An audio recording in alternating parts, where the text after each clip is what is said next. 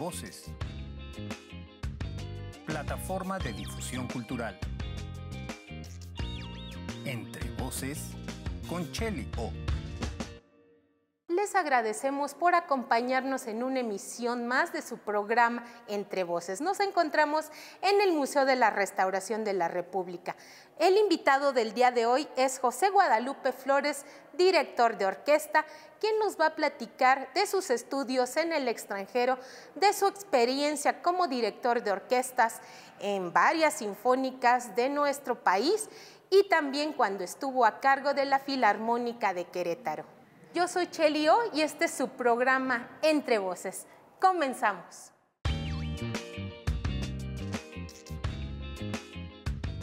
Nos encontramos con nuestro invitado José Guadalupe Flores, quien nació en Aranaz, Jalisco en 1947.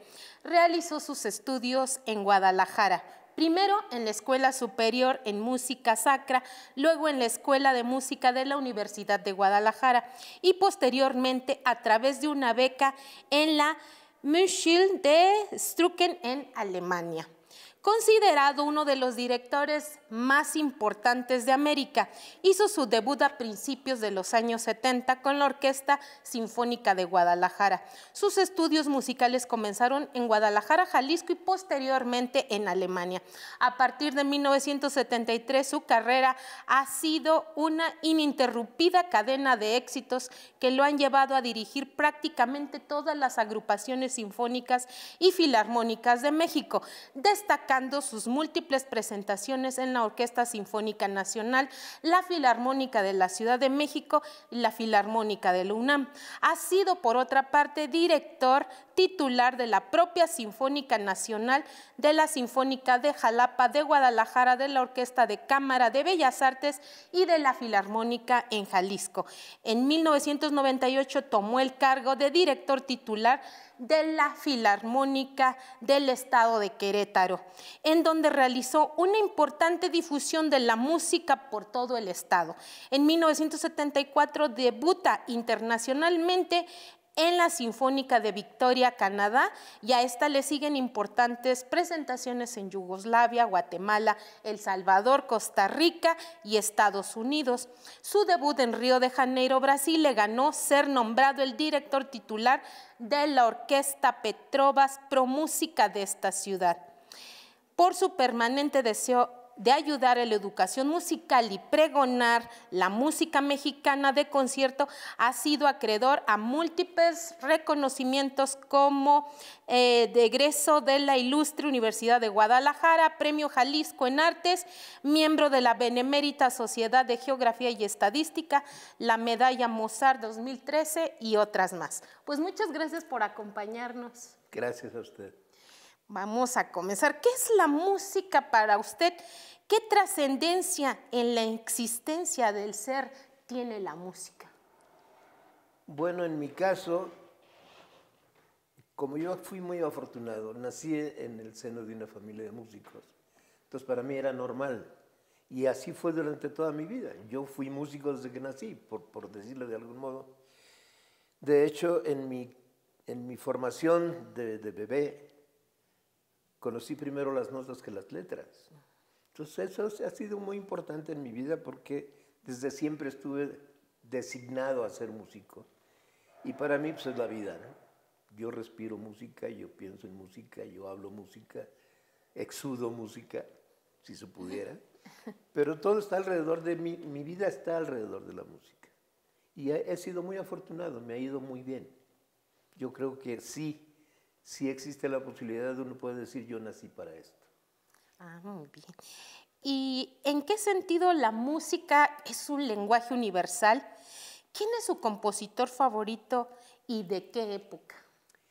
Eso de los compositores favoritos es muy complicado, sobre todo ya a nivel profesional es muy difícil decir este sí, aquel no, porque cada uno de ellos tienen algo en especial en una obra sobre todo, no necesariamente en todas.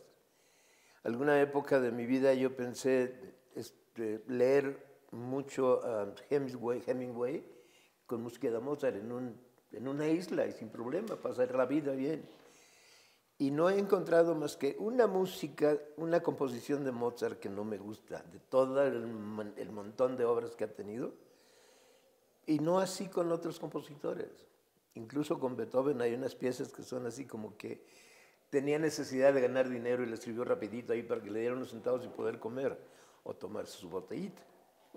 Pero decir que hay muchas inclinaciones, algunos compositores, sobre todo cuando ya se es maduro en la profesión, ¿no? Yo tengo, por ejemplo, mucho cariño por Richard Strauss, tengo mucho cariño por Gustav Mahler, me encanta Stravinsky, me encanta Ravel.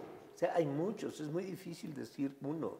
Claro. Y cada vez que hago un concierto con determinados, ese es el compositor del momento, y entonces hay que darlo todo por él, buscando siempre el mensaje de su obra como lo pensó él, y uno pues ahí buscándole a ver si es cierto.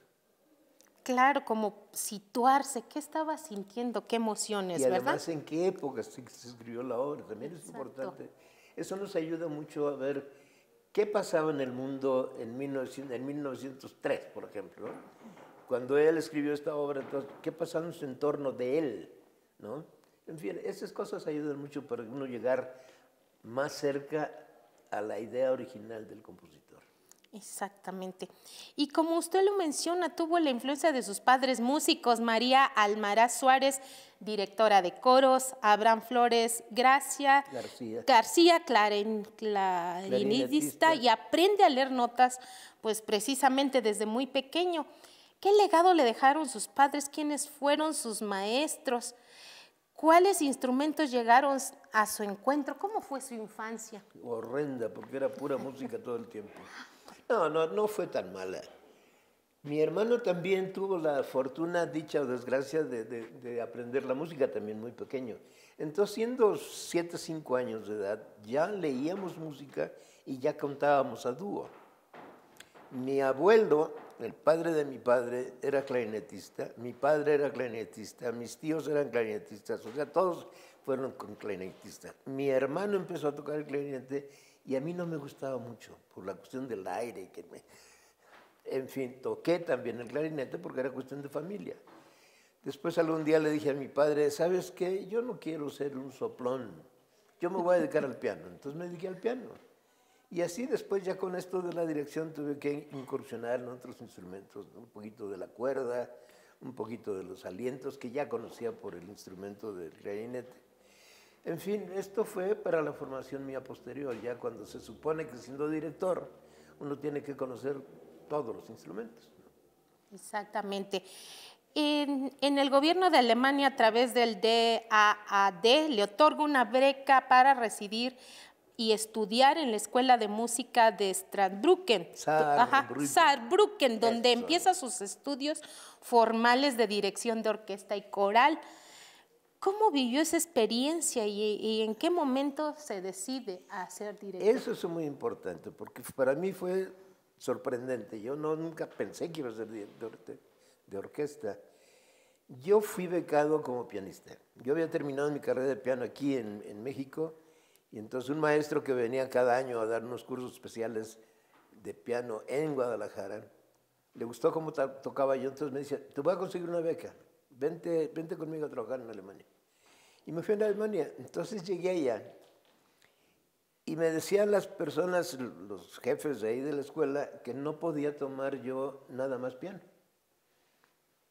Tenía yo la posibilidad de tomar por lo menos una materia más. Y tenía yo que estudiar otra materia aparte del piano. Yo había estudiado 6 meses, 8 horas diarias el idioma, en otro pueblito, un pueblito precioso, pero no me sentía yo con una carrera de alemán como para meterme a la historia o no sé, hacer análisis y cosas de estas. No, pues era yo muy pobre en alemán, porque yo estaba metido con mi música y yo no quería saber nada de esas cosas. Sí lo hablaba, sí me comunicaba con todo el mundo, pero no para meterme en cuestiones ya de profundidad de experiencias. Entonces, se me ocurrió la falta de información que tenemos en México de repente, decir, Kapellmeister, o sea, director, yo quiero ser director. Yo había tenido una experiencia en Guadalajara en una misa, yo tocaba el órgano, Pero había una misa con un grupo de músicos, varios, y el que me invitó era un chelista. Pero me dice, ¿sabes qué? No han llegado los chelistas, voy a tocar el chelo, dirige tú. Vamos a hacer la pequeña serenata de Mozart. Fácil, todo el mundo la canta, todo el mundo la conoce. Entonces yo dirigí la pequeña serenata de Mozart. Era mi experiencia en la dirección de orquesta. Entonces me dijeron que si yo había dirigido, sí, claro, pero no dije qué ni cuándo, pero para poder entrar para estudiar la dirección de orquesta, y ahí empezó, por esa casualidad, empecé a estudiar la dirección de orquesta. Yo tenía 3 clases por semana de piano, pero conforme empecé a trabajar en la dirección de orquesta, tuve que quitarlas de una por una hasta que me quedé con una sola. Era muchísimo el estudio de todas las cosas que tenía que aprender para ser director de orquesta. Y ahí se acabó el piano. Pero me quedé con la dirección. Claro. Pues bueno, nos vamos a nuestra cápsula literaria y regresamos con nuestro invitado. Cápsula literaria. Entre voces, con Cheli O. Desde luego soy una débil mental. Esa sentencia muy dura la pronunció Arianna Hughart, escritora argentina nacida en 1978, recién en una presentación de su obra que organizó en París. No la pronunció como convicción propia, sino como idea acosadora que la empujó a escribir su segunda novela, La débil mental, y suponemos la primera, Mátate amor, que estudiaremos en esta ponencia. Nos llamó la atención aquel desvío de la cita de Descartes y nos pareció que allí estaba el punto neurálgico del planteo acerca de la locura. Desde el giro cartesiano, la existencia se atribuye a la razón y niega por completo el deseo, el carácter físico de las necesidades vitales y, por último, el origen femenino de la existencia. Siguiendo este razonamiento, el deseo que se expresa es locura, entonces se tiene que apartar, callar, reprimir.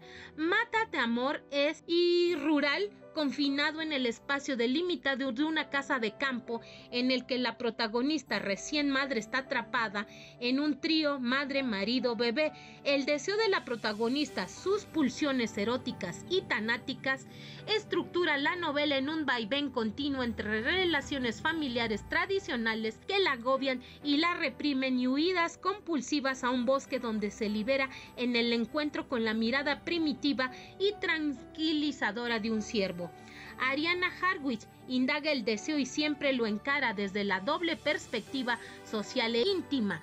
Como ya lo intuimos, el deseo, desde la perspectiva social, es una fuerza que tiene que ser contenida, porque si no lo es, se vuelve síntoma de locura.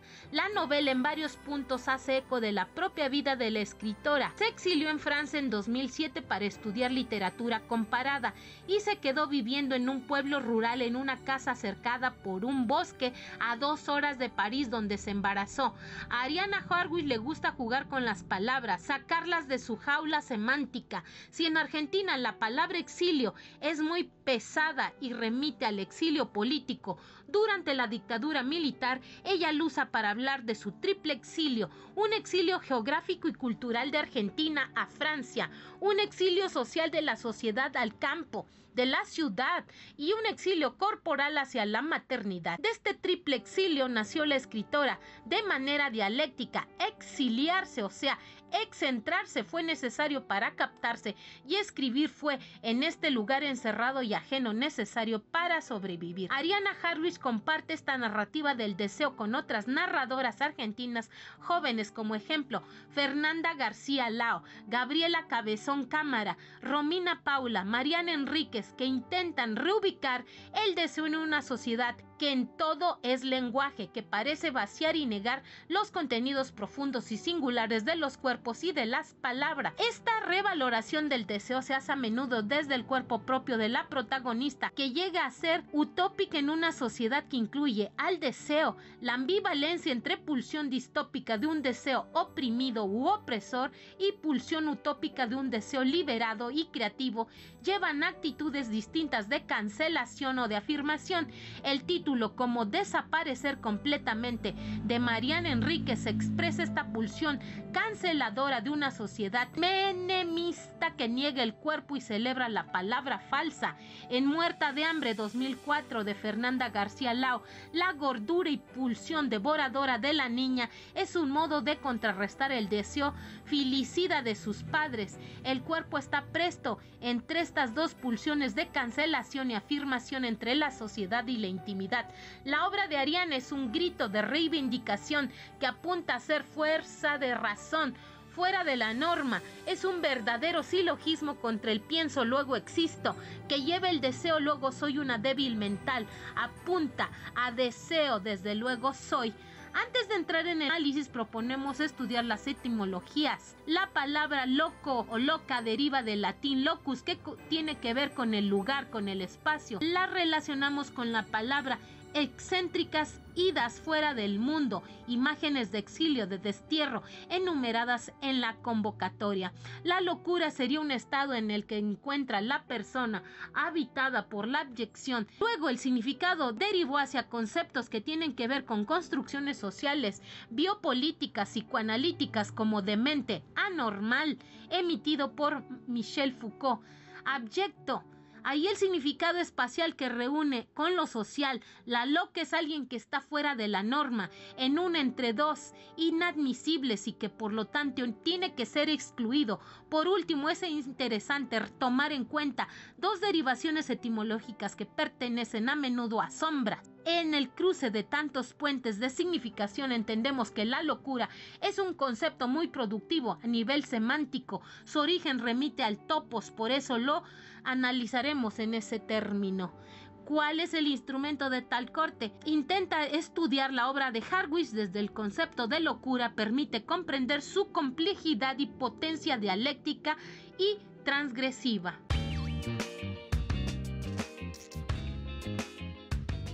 Regresamos con nuestro invitado José Guadalupe Flores. Y bueno, en su tiempo que dirigió la Filarmónica de Querétaro, ¿usted considera que hubo un periodo de oro precisamente de nuestra Filarmónica de la ciudad? ¿En qué periodo y por qué? Eso no me hace muy feliz que me pregunte, porque eso sería una pregunta a la persona, a las personas, al público, que durante todos estos 19 años que estuve al frente de la orquesta, vinieron asiduamente a los conciertos. Y más aún con aquellas personas que llegaron acá al principio de mi estancia y al final. Porque eso sí podría ser mucho más válido que decir yo, no, pues mira, encontré una orquesta así, luego le di así, y luego... Sí hicimos muchas cosas. Yo creo que por la experiencia que yo ya traía, ya era de un buen nivel mi nombre, por decirlo de algún modo. Ya había estado con Sinfónica Nacional, ya había estado con Sinfónica de Guadalajara, había estado con Jalapa, en fin, había estado ya en orquestas muy importantes. Y llegué con una orquesta que la acababan de traer 5 años antes de mi llegada, más o menos, de Guanajuato. Esta orquesta nació en Guanajuato como una orquesta de un programa que había entonces. Su director, el maestro Sergio Cárdenas, que fue el que tuvo la idea de fundarla, la trajo a Querétaro cuando se les acabó la vida en Querétaro, en Guanajuato. Entonces se vinieron acá, estuvo acá como la orquesta del Bajío Querétaro, y así pasaron unos años, hubo cuestiones políticas, cambios de gobierno y cosas de estas. Entonces Sergio decidió irse de la ciudad. Entonces fue de la ciudad y vino otro maestro, un muchacho de Monterrey, Jesús Medina. Había muchos problemas económicos también, porque era muy difícil mantener una orquesta, es muy difícil todavía. Es una institución muy grande y cuesta mucho dinero. Y los músicos no se dedican más que a eso. Entonces, si no ganan lo suficiente para comer en una orquesta, ¿qué hacen? No puede ser. Bueno, entonces había un patronato dirigido por un doctor, el doctor Esteban Paulín, y le dijo a ese muchacho, mira, no empieces a pedir aumentos de sueldo y cosas de estas, porque no, así no funciona. Entonces, pues este muchacho decidió irse, y estuvo, no sé, 6, 7 meses nada más y se fue. Para ese entonces, yo había salido de la Sinfónica Nacional y me fui a vivir a Guadalajara. Fui invitado, porque yo ya iba mucho, yo fui durante 10 años a Río de Janeiro, todos los años a dirigir allá. Y entonces, al verme yo sin orquesta, les ofrecía a Río que yo podía quedarme unos meses, unas semanas. Entonces me invitaron a Río de Janeiro para que hiciera una serie de conciertos. Y yo quise dejar en la Filarmónica de la Ciudad de México, que estaban buscando director, y aquí en Querétaro también estaban buscando director. Entonces yo dejé mis papeles y una serie de programas a realizar, etcétera, y me fui a Río. Esto estamos hablando de más o menos marzo, abril quizás. Me fui a Río y yo regreso en agosto, muy feliz con mi mujer, y decirle, aquí está el dinero del año, ya no tenemos problema para tener, ya no ganaba yo dinero, ya no estaba trabajando en ningún lado. Y un buen día, 30 de agosto, me hablan de aquí de Querétaro, un maestro que tocaba en la Filarmónica, grande, el señor, no me acuerdo de su nombre ya, me acuerdo del mío, menos de él, pero me dice, maestro, ¿me permite usted presentarlo mañana con la Filarmónica? Le digo, ¿cómo mañana? Es que se decidió que usted venga como director de orquesta. No, lo espéreme, todavía no. Mañana no puedo llegar, tengo que curar la cruda primero y luego ya me voy. Yo estaba feliz, sin trabajo, sin nada, y después de un viaje tan largo, bueno, entonces yo llegué aquí no el 1 de septiembre, sino el 2 de septiembre de 1998. Entonces llegué acá, fui con el músico me presentaron al gobernador, que era Ignacio Loyola, y ahí conocí al doctor Servín, Paulín, y presenté mi programa. Entonces el gobernador le dice, le pido, maestro, que nos deje solos al doctor y a mí, vamos a platicar. Entonces pusieron a platicar y lo que pasa es que les había gustado mucho el programa. Yo abarcaba todo el estado, todos los municipios. Yo no hacía conciertos nada más en la ciudad y yo no hacía conciertos nada más en un teatro. Yo también podía ir a las escuelas, ¿no? Era muy amplio el programa para hacer, porque eso lo hacía yo en otras partes. Donde yo estaba, yo hacía ese tipo de actividades. Entonces les gustó mucho, me llamaron y me dijeron, ok, se queda usted con la orquesta. ¿No? Pues muy bien, muchas gracias. Ya platiqué, conocí todo el patronato, etcétera, y empezamos a trabajar. Y ahí empecé a darme cuenta de las necesidades enormes que tenía la orquesta. Yo siempre he creído, y ahora lo confirmo, que si un director no vive donde está la orquesta, no funciona. Eso de estar, yo vivo en Monterrey y vengo a Querétaro cuando me toca dirigir una semana y me vuelvo a ir y me voy a otro lado. No, hay que estar allí, viendo qué le pasa a los músicos todos los días, cuáles son sus necesidades más inmediatas. Había unos salarios entonces de 3,000 pesos al mes, creo.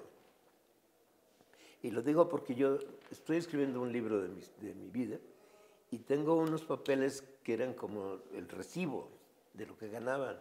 Una que era la principal chelista de la orquesta. Y entonces yo decía, no puede ser que ganen esto. Entonces yo hablé con el ingeniero Loyola, que llegó a quererme bien, porque le gustaba mucho lo que yo hacía. Y le pedí aumento de plano para los músicos. No, es que no es posible, con estos sueldos no puedo yo exigirles más, y yo soy muy latoso. Siempre he sido muy latoso en todas partes. Hay orquestas que cuando saben que voy a llegar, ay, viene y así, pues ni modo. Pero es que a mí me da mucha vergüenza que no toquen bien. Pues oye, la gente paga hasta por oírlos. Y paga, pues mejor vayan a ser un mariachi bueno o malo, no importa, pero un mariachi que gusta mucho, no una sinfónica. Y me aceptó el aumento y a partir de ahí empezamos a tener una mejor relación con la orquesta, empezamos a organizar ya todas las cuestiones administrativas. Fue mucho trabajo. Y empecé a trabajar con ellos y ya pues pidiéndole cosas muy fuertes a la orquesta y empezamos a crecer juntos. No sé hasta dónde llegamos, hay mucha gente que dice que maravillosa época, no sé. Tuvimos un muy buen nivel. Y esto fue el producto del trabajo, sistemático y fuerte, muy fuerte. Cuando me corrieron por eso, me dijeron, es que ya no te aguantamos. Bueno, pues ni modo, ya me voy. En fin, pero no sabría decirle dónde, porque llegamos a ser una de las mejores 3 orquestas del país. Muy bien, pues nos vamos a ver unos videos del maestro y Nos despedimos de su programa Entre Voces, no sin antes recordarles suscribirse a nuestra página Facebook Entre Voces por TV UAC. Yo soy Chelo y este es su programa Entre Voces. Hasta pronto.